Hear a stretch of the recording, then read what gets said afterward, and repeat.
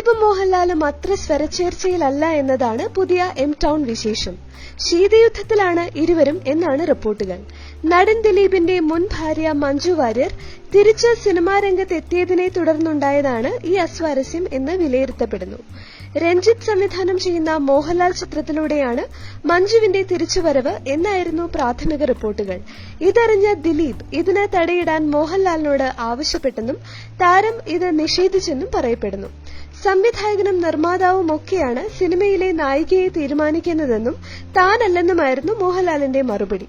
ഇതിനെ തുടർന്നുണ്ടായ അഭിപ്രായ വ്യത്യാസങ്ങൾ ഇരുവരുടെയും സൌഹൃദത്തെ ബാധിച്ചുവെന്നും ദിലീപ് കാവ്യ വിവാഹത്തിന് മോഹൻലാലും മോഹൻലാലിനോട് അടുത്തു നിൽക്കുന്ന മറ്റു ചില സിനിമാ പ്രവർത്തകരും പങ്കെടുക്കാതിരുന്നതിന് ഇതും ഒരു കാരണമാണെന്നും കാഴ്ചപ്പാടുണ്ട്.